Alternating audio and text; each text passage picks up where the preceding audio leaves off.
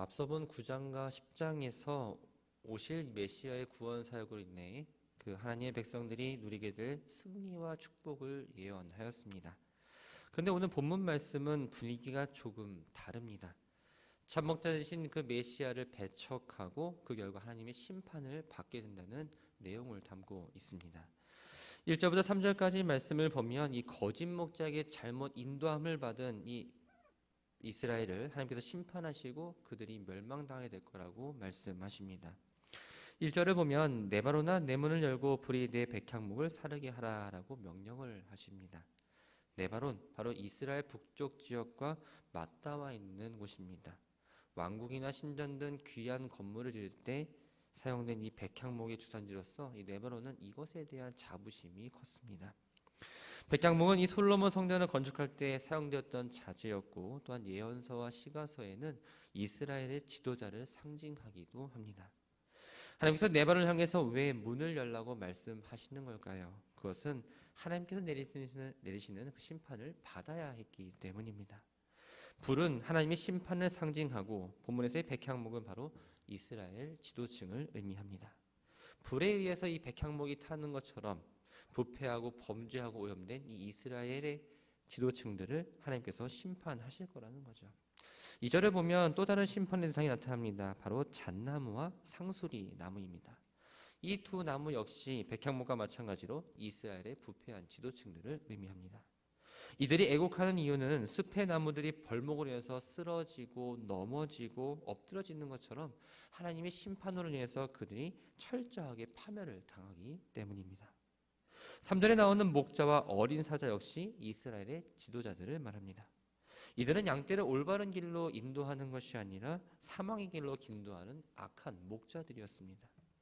하나님께서 이들을 크게 심판하심으로써 그들이 갖고 있던 어떤 교만한 마음도 꺾였고 가지고 있던 권력이나 부나 또한 풍요를 잃어버릴 뿐만 아니라 완전히 파멸시키겠다고 지금 말씀하시는 거죠. 표면적으로는 이스라엘의 지도자들을 향한 심판 이야기처럼 보이지만 지도자뿐만 아니라 그 지도자의 다스림 또한 인도를 받고 살아가는 백성들까지도 받게 될 심판에 대한 내용을 말하고 있습니다. 4절부터 14절까지의 말씀을 보면 하나님께서 친히 선택하신 참된 목자로서 그 메시아가 이루게 될 사역에 대한 이야기입니다. 4절을 보면 하나님께서 스가랴 선지자에게 잡혀 죽을 양떼를 먹이라고 명령을 하십니다. 여기서의 양떼는 바로 이스라엘 백성을 의미합니다.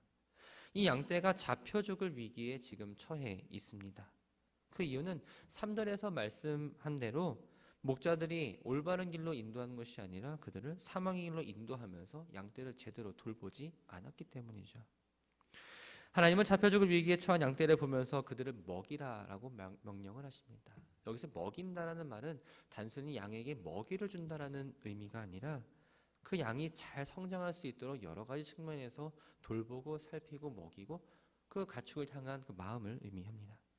먹이는 일은 하나님께서 포로기 이전에 이스라엘 백성들이 하셨던 일이었습니다. 포로기 이전 이스라엘 백성들은 하나님을 향해서 반역을 일삼고 하나님의 뜻과는 전혀 반대된 삶을 살아갔죠. 하지만 하나님은 그들을 향해서 늘 사랑과 긍휼과 은혜로 그들을 보살펴 주시고 그들이 하나님께로 올 수 있도록 계속적으로 은혜를 베푸셨습니다. 그럼에도 불구하고 그들은 하나님의 은혜를 우습게 여기고 말았죠. 하지만 하나님 또다시 그들에게 양을 먹이라고 지금 명령을 하신 겁니다. 하나님께서 명령을 내린 대상은 바로 스가랴입니다. 하지만 궁극적으로 장차 오실 그 메시아를 의미하죠. 악한 목자들의 이 불성실함으로 인해서 잡혀 죽을 위기에 처한 이 하나님의 양떼들을 돌보기 위해서 보내신 바로 선한 목자가 바로 메시아인 겁니다. 5절에 보면 하나님을 대적하는 무리들을 사들인 자, 판자, 그들의 목자로 소개하면서 그들로 인해 하나님의 언약 백성들이 당하게 될 처지를 이야기하고 있습니다. 사들인 자, 말 그대로 양떼를 구입한 사람들입니다. 이들은 양떼를 돌보고 그들을 번성케 하기 위해서 사들인 게 아니라 그 양들을 이용해서 돈을 벌고 도살하기 위해서 사들였던 거죠. 이것은 아수르나 바빌론처럼 하나님 백성들이 크게 압제한 세력으로서 아무런 죄책감 없이 그들을 다스리고 억압하고 착취했다는 걸 의미합니다. 판자는 양을 판 사람입니다. 즉 이스라엘이 이방인의 압제에 놓여져 있을 때 그것을 기회로 삼아서 자신들의 탐욕을 채우기 위해 했던 유다의 지도자들을 의미합니다. 마치 언약 백성들을 물건같이 여기면서 천한 존재로 취급하고 그들을 마음대로 유린했죠. 이러한 가증스러운 행위를 통해서 쌓은 부를 마치 하나님께 주신 은혜다, 하나님 주신 축복이다라고 하면서 자랑스러워하고 지금 즐거워했다라고 이야기합니다. 그들의 목자는 하나님 백성이 이스라엘을 선한 길로 인도해야 할 바로 지도자들을 말합니다. 목자로 세움을 받았습니다. 그럼 목자의 답게 그 의무를 잘 감당해야 했지만 그들은 하나님 뜻에 합당한 자들이 아니었죠. 그들을 올바른 길로 인도하지 못했습니다. 번성하게 하지도 못했습니다. 오히려 양떼를 사망의 길로 가게 하고 미혹하고 그들이 해를 입도록 유도했다는 거죠. 고난당하는 백성들을 조금도 그들은 불쌍히 여기지 않았던 겁니다. 6절을 보면 내가 다시는 이 땅 주민을 불쌍히 여기지 아니하고 그 사람들을 각각 그 이웃의 손과 임금의 손에 넘기겠다라고 말합니다. 본문에 말하는 이 땅은 바로 하나님과 백성들이 언약이 구체적으로 실현되는 장소를 말합니다. 하나님은 단순히 그 땅에 사는 백성들을 긍휼히 여기지 않겠다라는 말이 아니라 하나님을 향한 그들이 언약을 어겼기 때문에 이제는 그들을 용서하지 않겠다라고 지금 말씀하고 있는 거죠. 그 이웃의 손과 임금의 손은 바로 이방의 권세 또 이방인을 지도하는 사람들을 말합니다. 이들이 하나님 백성이 있는 땅들에 들어와서 참혹하게 유린하고 압제한다 할지라도 이제는 그 하나님 백성들을 하나님이 결코 구하지 않겠다라고 말씀을 하시는 겁니다. 이 예언은 예수님 당시 하나님 백성들이 예수 그리스도를 거절한 사건과 한번 생각해 볼 수 있습니다. 요한복음 19장 15절을 보면 유대인들이 예수 그리스도를 로마 정권의 힘을 빌어서 처단하고자 할 때 대제사장이 이렇게 고백을 합니다. 가이사 외에는 우리에게 왕이 없나이다. 이렇게 소리를 치면서 참된 목자이신 예수 그리스도를 거절하는 장면이 등장합니다. 그러나 오히려 이 예언대로 주 70년에 자신들이 왕으로 고백한 이 가이사로 인해서 로마 군대에 이 유다 백성이 철저하게 짓밟히게 되는 거죠. 7절을 보면 참목자이신 메시아가 이 잡혀 죽을 양떼와 같은 처지에 있는 이스라엘 백성들을 은총이라는 막대기와 또 연합이라는 막대기 가지고 양떼들을 돌보고 구원할 거라고 이야기합니다. 막대기는 목자가 양떼를 보호하기 위해서 맹수로부터 지키기 위해서 사용하는 도구입니다. 두 개의 막대기를 은총과 또 연합이라고 지금 부르고 있는데 이 두 가지는 바로 그리스도의 통치 원리입니다. 은총은 하나님께서 하나님 백성들에게 베푸시는 은혜를 말하고 연합은 하나님 백성들 간의 관계를 의미합니다. 8절을 보면 한 달 동안 내가 그 목자를 제거하였으니 이는 내 마음에 그들을 싫어하였고 그들의 마음에도 나를 미워하였음이라 라고 말합니다. 한 달 동안 1일부터 30일이라는 그 시간 한 달을 의미하는 게 아니라 아주 짧은 시간을 비유할 때 쓰는 표현입니다. 새 목자는 하나님의 언약 백성을 이스라엘의 불의한 길로 인도했고 하나님을 심판을 받게 만든 원인 제공자들로서 이스라엘의 지도층들을 의미합니다. 전통적으로 이스라엘 사회의 지도층은 왕과 제사장과 선지자였습니다. 근데 예수 그리스도의 공생의 당시를 생각해 본다면 당대의 지도층이었던 서기관과 바리새인과 장로들을 의미하죠. 이 땅의 구원사를 감당하기 위해 오실 그 메시아를 유대의 종교 지도자 또 정치 지도자들이 받아들이지 않고 질시하고 혐오의 대상으로 될 거라고 지금 예언을 하고 있는 겁니다. 9절부터 11절까지의 말씀을 보면 이 선한 목자의 보살핌을 스스로 거절한 양들은 결국 이 목자로부터 버림받게 될 거라는 경고가 주어집니다. 목자가 양떼를 치는 막대기를 잘라버렸다는 건 더 이상 그 양떼를 내가 돌보지 않겠다라는 의미입니다. 목자에 의해서 버림한 양떼는 그야말로 비참하고 또한 절망적인 상황을 맞이할 수밖에 없습니다. 왜냐하면 양은 스스로 물을 먹을 수 있는 것도 아니고 먹이를 얻을 수 있는 것도 아니고 스스로 힘이 있어서 자신을 보호할 수 있는 능력도 없습니다. 그렇기 때문에 당연히 목자의 인도를 벗어난 양은 굶주릴 수밖에 없고 목마를 수밖에 없고 맹수에 의한 표적이 될 수밖에 없었던 거죠. 그래서 9절을 보면 죽는 자는 죽는 대로 망한 자는 망한 대로 서로 살을 먹는 대로 두리라 라고 말씀을 합니다. 마치 전염병으로 인해서 양들이 떼죽음을 당하듯이 이스라엘 백성들도 굶주리고 전염병에 의해서 죽음을 당할 수 있고 또한 맹수의 공격으로 인해서 양들이 먹이가 되는 것처럼 적군의 침공으로 인해서 그들이 당하게 되고 또한 그들 사이의 분열과 반목으로 인해서 비극적인 종말을 지금 맞이하게 될 거라고 예언을 하고 있는 겁니다. 이 세 가지 재앙은 주 70년 로마에서 예루살렘이 함락될 때 그대로 성취가 되었죠. 은총과 연합이라는 두 개의 막대기를 가지고 자기 양떼를 보살피고 인도하신다고 말씀하셨습니다. 근데 10절 말씀을 보면 은총의 막대기를 꺾었다라는 표현이 나옵니다. 은총의 막대기는 목자가 그 양떼를 보호하기 위한 수단인데 그 막대기가 꺾었다는 건 이제 더 이상 그들이 양떼를 보호하지 않겠다. 양떼가 보호의 대상이 아니라는 표현입니다. 하나님의 지속적인 은혜에도 불구하고 하나님 뜻을 계속 거스르는 그 이스라엘 백성들에게 더 이상 은혜를 베풀지 않겠다라는 거예요. 모든 백성들과 세운 언약을 폐하였습니다라고 말합니다. 여기서 모든 백성은 이스라엘만을 의미도 하지만 주변의 모든 민족을 의미하기도 합니다. 이스라엘 민족은 모든 민족 가운데에 보잘것없고 사실은 미미한 존재였습니다. 그럼에도 불구하고 이 민족으로서 계속 유지할 수 있었던 이유는 바로 하나님이 그들을 보호했기 때문이죠. 또 하나님은 이스라엘을 해치지 못하도록 이방 나라들을 제재하고 있었습니다. 그러나 이 은총이란 막대기가 부러졌습니다. 언약 백성은 하나님 보호하심을 받을 수 없는 존재가 되었고 이스라엘 백성을 하나님의 은총이 희소되면서 이방 나라들에 대한 제재도 거두심으로써 이제는 마음껏 그 이스라엘을 유린할 수 있게 해주셨다는 겁니다. 하나님의 은총이 취소되었습니다. 그러자 이스라엘 백성들은 이방의 침략으로 인해서 아주 심각한 처지에 놓이게 됩니다. 그래서 11절 말씀을 보면 당일이라는 표현이 나옵니다. 이 당일, 막대기가 부러진 그때 바로 하나님의 심판이 이스라엘에 임한 때를 의미합니다. 하나님의 은총이 이스라엘 떠나고 이방의 침공으로 인해서 아주 엄청난 재앙이 닥치는 걸 경험하게 될 때 메시아에 대한 배척하고 거부한 상황 가운데서 끝까지 그 메시아를 따랐던, 즉 본문에서는 내 말을 지키던 가련한 양들은 이것이 우연한 사건이 아니라 바로 하나님께서 예언하신 그 일이 일어났다라는 것을 깨닫게 된다고 본문에서는 지금 이야기하고 있습니다. 12절과 13절 말씀은 이 땅에 오실 그 메시아가 은 30에 팔린 사건을 예고합니다. 12절 말씀을 보면 내가 그들에게 이르되 너희가 좋게 여기거든 내 품삯을 내게 주고 그렇지 아니하거든 그만 놓으라라고 말씀합니다. 본문에서 말하는 이 그들은 바로 잡혀 죽을 양떼인 이스라엘 백성들을 말합니다.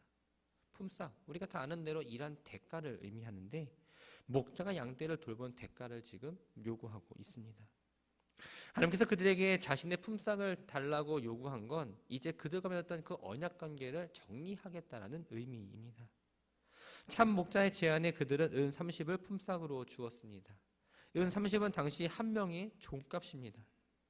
이 은총과 연합이라는 막대기를 가지고 정성껏 보살핀 그 대가가 종의 품삯에 해당한다는 겁니다. 아주 하나님의 은혜를 하찮게 여겼다라는 그 이스라엘 백성들의 마음을 알 수가 있죠. 참목자는 은 30을 받은 후에 하나님께서 그 돈을 소유하지 말라고 그리고 그 토기장이에게 던져주라고 명령을 하십니다. 예수님 당시 이스라엘 사회에서 토기장이는 상당히 비천한 노동자 계층에 속했습니다. 이 토기장이들은 흰놈의 골짜기에 작업장을 두고 있었는데 이곳은 전통적으로 우상 숭배를 위한 아주 가증한 일들이 벌어진 곳입니다. 오염되었고 오물도 많고 시체 썩는 냄새도 나고 심각한 그 지경에 이른 곳이죠. 이러한 장소에 토기장이에게 은 30을 던졌다는 그 말은 바로 양떼에 대한 분노이며 또 양떼와의 관계를 이제는 지속적으로 하지 않겠다는 하나님의 의지를 나타냅니다. 14절을 보면 두 개의 막대기 가운데에 남은 하나인 연합이라는 막대기를 꺾어버리겠다고 말씀하십니다. 그 이유는 유다와 이스라엘 사이에 존재했던 형제 관계를 완전히 끊어버리기 위해서였던 거죠. 연합은 앞서 말씀드린 대로 하나님의 백성들 간의 관계를 의미합니다. 그 연합이 끊어지면서 그들 가운데에 혼란과 분열이 일어난다고 지금 이야기하고 있습니다. 실제로 역사적으로 보면 이 로마 정권에 빌붙어서 기득권을 고수하던 계층이 있었고 또한 로마 정권에 대항해서 독립하려는 계층이 있었습니다. 그들 사이에는 당연히 반목과 대립이 있을 수밖에 없었죠. 그 결과 유대가 반란을 일으켰고 이 일이 로마가 군사적인 행동을 취할 수 있는 빌미를 만들어줌으로써 주 70년의 예루살렘은 완전히 멸망하는 결과를 가져오고 유대인들이 전 세계로 흩어져가는 일들을 마련한 계기가 되었습니다. 15절부터 17절까지의 말씀을 보면 이 어리석은 목자에 대해서 이야기합니다. 15절에 어리석은 목자는 양떼를 제대로 보살피지 않는 목자로서 자격이 없는 바로 악한 목자를 의미합니다. 하나님께서는 그 악한 목자가 양떼를 돌보기 갖고 있던 목자의 기구를 빼앗으라 하시면서 새로운 한 목자를 세우시겠다고 말씀하시죠. 그런데 하나님이 세우신 한 목자 역시 어리석은 목자였습니다. 왜냐하면 그 어리석은 목자를 세우신 이유는 바로 참 목자를 그들이 배척했기 때문입니다. 본문을 보면 6가지 행위를 하는 존재로 어리석은 목자를 이렇게 소개합니다. 없어질 자를 마음에 두지 아니하며 흩어진 자를 찾지 아니하며 상한 자를 고치지 아니하며 강건한 자를 먹이지 아니하고 살찐 자의 고기를 먹으며 굽을 찢는 자라고 말합니다. 없어진 자, 이미 죽어가는 양, 이미 죽어버린 양을 말합니다. 선한 목자는 양을 사랑하기 때문에 죽어가는 양을 돌보고 또 죽은 양에 대해서는 마음을 아파합니다. 하지만 악한 목자는 그렇게 하지 않죠. 흩어진 자는 길을 잃어버린 자를 말합니다. 목자의 어떤 의무는 바로 길 잃은 양을 되찾아오는 겁니다. 하지만 이 악한 목자는 그 역할을 감당하지 않았다는 겁니다. 상한 자는 처참하게 찢기고 상한 상태입니다. 목자는 양이 어떠한 위험에 처해지지 않도록 그들을 보호하고 그들이 엉뚱한 곳으로 간다 그러면 그들을 다시 돌아오게 해야 되는데 아무런 조치를 취하지 않았다는 거죠. 강건한 자는 상한 자와는 반대의 개념으로 이 악한 양이나 건강한 양이나 상관없이 모든 양떼에 대해서 그 목자가 관심을 갖지 않았다는 걸 의미합니다. 악한 목자는 양떼를 제대로 보살피지 않을 뿐 아니라 자신이 살찐 양을 잡아먹으로써 사리 사욕을 채우는데 급급했습니다. 또 양의 굽을 찢어서 움직이기 어렵게 만들고 양을 해치는데 서슴지 않았다는 거죠. 이처럼 양떼를 보살피려는 사명감이 없는 목자는 목자로서 쓸모없는 무가치한 목자였고 오히려 양떼를 괴롭히는 목자에 불과했던 겁니다. 하나님은 결국 이 못된 목자에게 엄중한 심판이 그에게 임하게 될 거라고 말씀하십니다. 칼이 그의 팔과 오른쪽 눈에 내리니 그의 팔이 아주 마르고 그의 오른쪽 눈이 아주 멀어버릴 것이다. 팔은 목자가 가진 능력을 말하며 양떼를 돌보도 주어진 그 사명을 의미합니다. 양떼를 제대로 돌보지 않았기 때문에 하나님은 그 목자가 갖고 있던 능력도 또한 그에게 주어진 목양의 책임도 빼앗겠다고 말씀하시는 거죠. 오른쪽 눈은 바르게 판단하고 관찰하는 능력을 말합니다. 그가 가진 능력뿐만 아니라 판단력까지도 아예 빼앗아 버리겠다고 지금 말씀하시는 겁니다. 그가 양을 먹이거나 돌보지 않았기 때문에 오히려 자기 사리 사욕만을 채웠기 때문에 목자는 무용지물로 하나님께서 만들어 버리겠다고 지금 말씀하시는 거죠. 하나님의 심판을 위해서 그들은 삶이 철저하게 무력해졌고 무너졌고 무가치한 것으로 전락을 하게 됩니다. 주신 말씀을 정리합니다. 양은 고집이 세고 시력이 좋지 않아서 잘 넘어지고 방향 감각이 둔합니다. 스스로 길을 찾지 못하고 먹지도 못하고 물을 마시지도 못하고 방어하지도 못하죠. 그냥 홀로 두면 굶어 죽거나 목말라 죽거나 맹수에 의해서 죽임을 당할 수밖에 없습니다. 하나님은 우리를 양떼에 비유하시고 예수 그리스도의 목자에 비유하신 이유는 바로 이러한 이유 때문입니다. 양 같은 우리는 스스로 구원의 길을 찾을 수가 없고 스스로 대적들과 맞춰 싸울 수도 없다는 겁니다. 그래서 목자 되신 예수님을 따라 목자의 음성에 귀를 기울여야 하고 목자의 인도를 따라가야 살아야 하지만 예수님을 생각하고 대하는 우리들의 모습은 때로는 품삯을 은 30을 주는 사람과 다르지 않다라는 겁니다. 하나님은 은총의 막대기와 은하의 막대기로 우리를 지금도 보호하시고 인도하십니다. 우리는 그에 합당한 대가를 드려야 합니다. 그 대가는 예수 그리스도를 먼저 올바르게 믿는 것이고 주님의 말씀에 따르며 순종하는 겁니다. 예수님께 드릴 수 있는 가장 최고의 품삯이 바로 이런 거라는 거죠. 오늘 하루 우리에게 주신 말씀을 기억하면서 하나님께 최고의 품삯을 드리며 나아가는 성도들 되기를 바랍니다. 은 30의 마음 주는 그 마음이 아니라 하나님의 은혜를 단순하게 당연히 받는 은혜가 아니라 그것이 은혜라는 사실을 고백한 만큼 그 은혜를 기억하며 하루를 살아가는 모두가 되기를 주님의 이름으로 축원합니다.